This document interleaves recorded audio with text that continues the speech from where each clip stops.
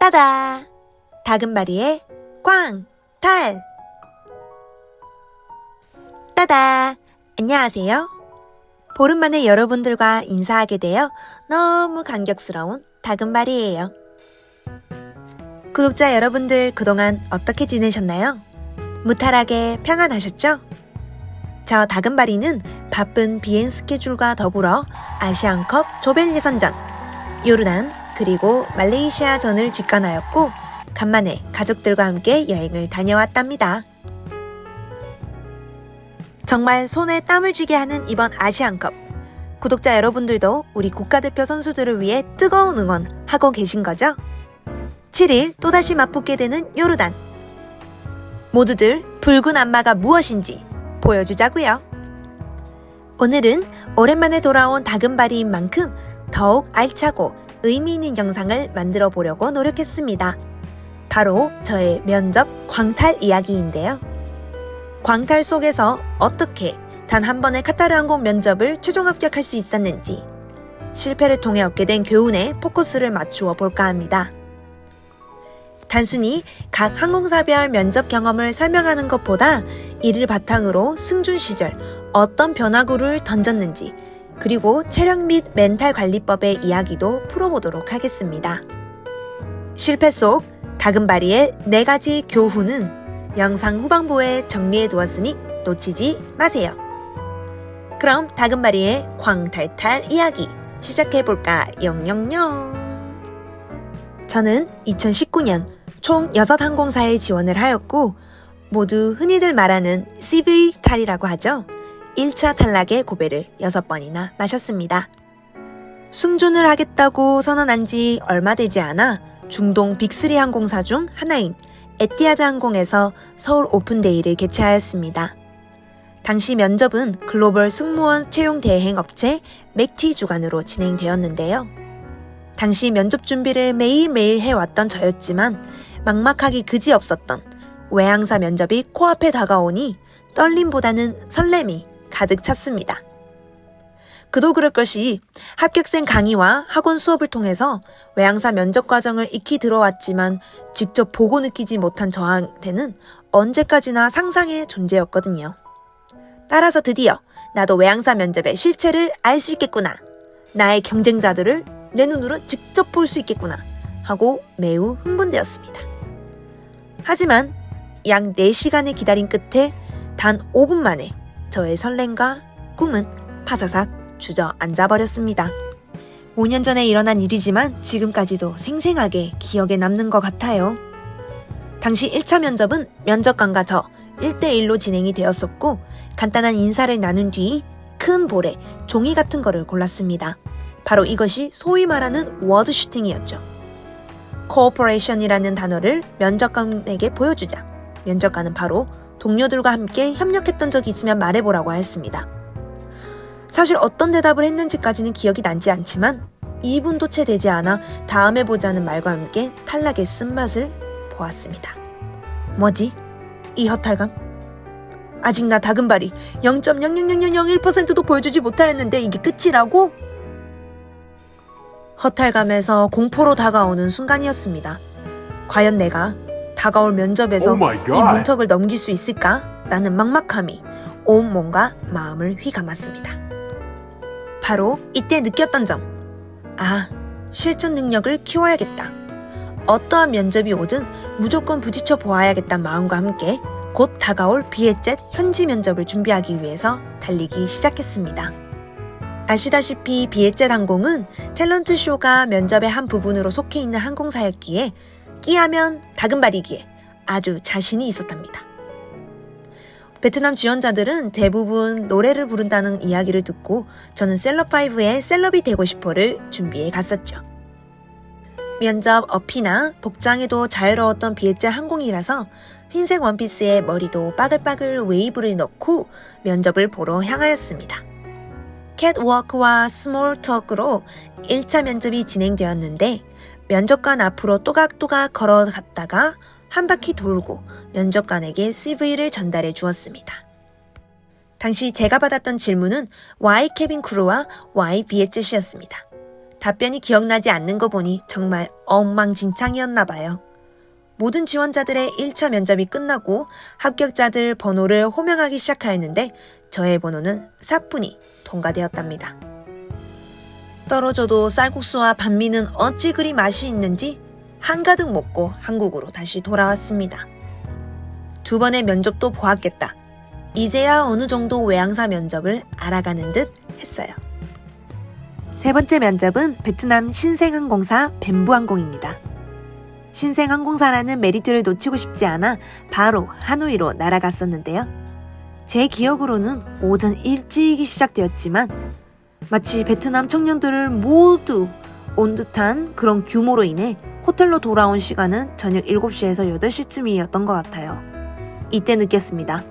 외항사 면접은 체력전이다. 아무튼 큰 학교 같은 건물을 빌려서 면접을 진행했던 걸로 기억해요. 번호표를 부여받고 순서대로 1층 큰 강당에 앉아 기업 설명을 들은 후 약 15명에서 20명 정도가 한꺼번에 면접관과 함께 1대1로 면접을 진행하였습니다. 1차 면접에서의 질문은 비에젯 항공과 비슷했던 걸로 기억해요. 오늘 어떻게 왔는지, 왜 승무원이 되고 싶은지, 또 왜 벤부항공을 선택하였는지였습니다. 그리고 기억에 남는 면접 질문 중에는 제가 말라 보였는지 체력 관리는 어떻게 하냐는 것이었습니다.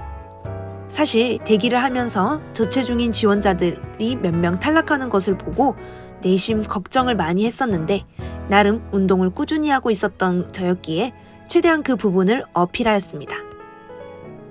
다행히 제 인생 처음으로 1차 면접을 통과한 후 2차 면접에 도전할 수 있었습니다.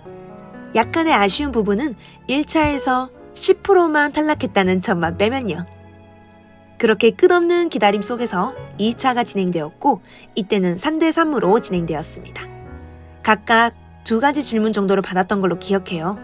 제가 받은 질문은 승무원에게 필요한 자질 중 어떠한 자격을 갖추고 있고 그리고 벤부항공 승무원이 된다면 무엇을 가장 잘 할 수 있냐는 질문이었습니다. 저는 청소라고 답하였는데요. 화장실을 포함해 기내 환경을 깨끗하게 조성해서 항상 손님뿐만 아니라 동료들에게도 산뜻한 근무 환경을 만들어주고 싶다라고 답하였습니다.